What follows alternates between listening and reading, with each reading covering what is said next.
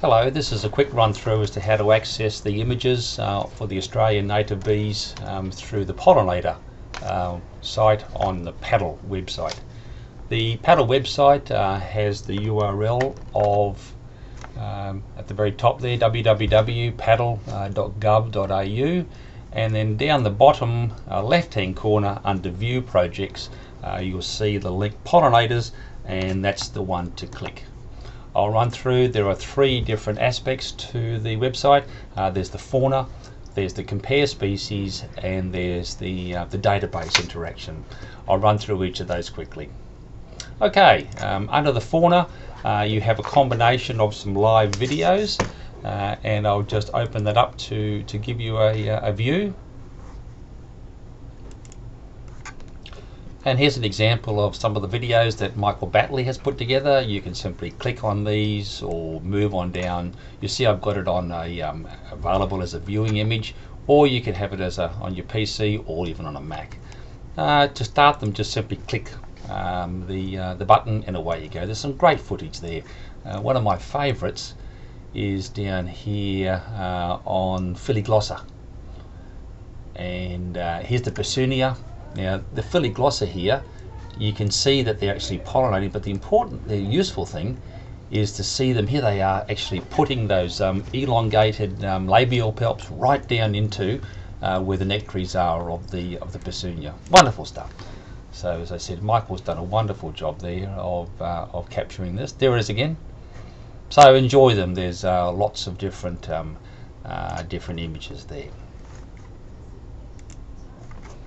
As well, under the fauna is the live videos. Here are the different families that I've begun on: apids, the caletids, halictids, and megachilids. If you click on these, you'll open up the various genera that I've worked on. Just Quasi-Hesma there. There's the halictids and Pachyhalictus, Sphecodes, Nomeines, and here's the megachilids. To access the images, just click on any of the generic names, and this will bring you up all of the available species that I have image captured. There are 10 species per page, and up here will show you how many pages. So you can click on the View as One page, and it will open up all available species and run you down there. You can open up any of the species by simply clicking on the link, or indeed you can simply click on any of the let's go up to Pulchera, for example, or Adelaide. You just simply click on any of the images, and it will also bring up the species. To move around within the images, you simply click the thumbnail, and it will bring up the image there.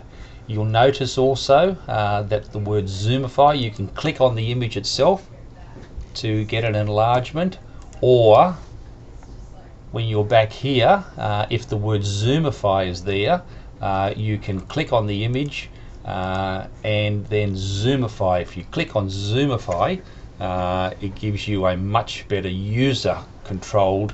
You have now a live interactive image that can be zoomed by simply pressing the plus button, and then you can move it around. You can either use the little green rectangle to move to where you want to go to, or right on down to the glossa, and that reduces it down to there, and you can reset it. So that's a very useful feature. As well, there's notes on distribution, hosts, link outs, and then over here is the distribution map through Google Maps.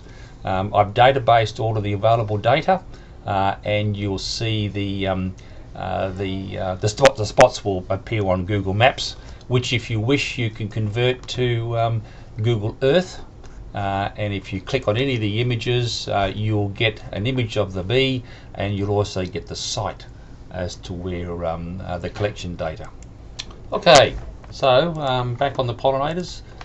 Probably the one that I've done the most work on, although I did want to just show you here that I've done a lot of work. All of the Trigona are available to you, and as well as being able to look at the individual species image, you can compare images between the species.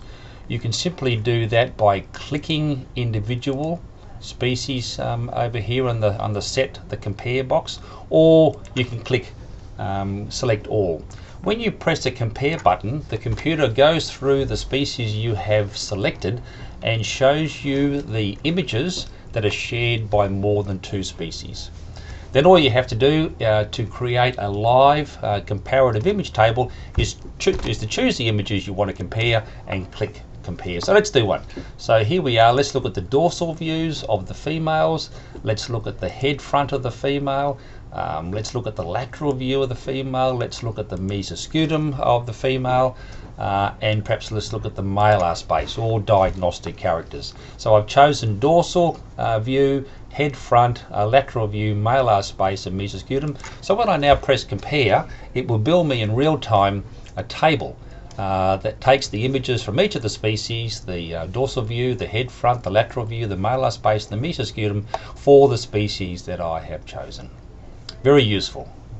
You can then click on any image to see an enlargement, and you see how useful it is here. Look at the malar space and with the CT there as compared to down here, for example, in this species Clypearis that has got no CT on the malar space. One of the things that I've done is to ensure that I've captured the diagnostic characters and then made them as accessible as I possibly can to you. You can then also look at any of the full species images by clicking on the species name, and there you have the images there. Notice over on the left hand side under the main image there's a lot of text there. Anne Dolan and Tim Hurd have put together this text, and a lot of it is, while it's published, there's also little bits of tips and tricks that are often there.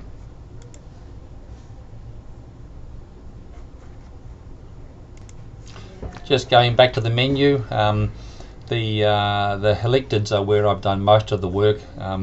I now have all of the species of Australian Homo erectus available for viewing, and as you can see, we've got the full complement of over 50 species, or about 50 species there.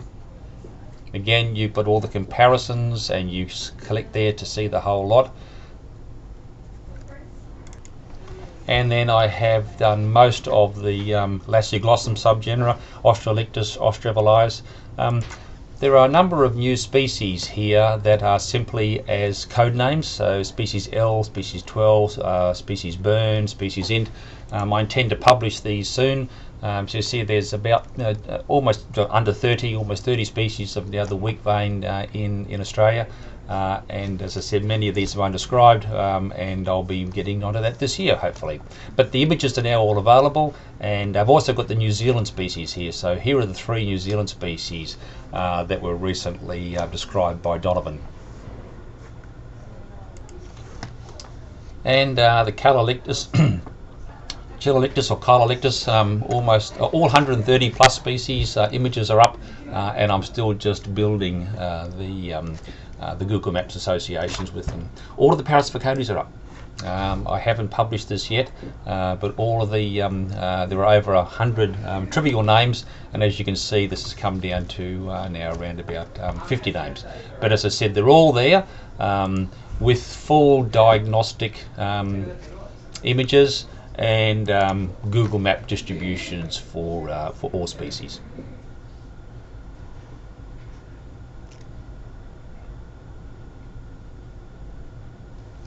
Lovely Bayesian distribution there.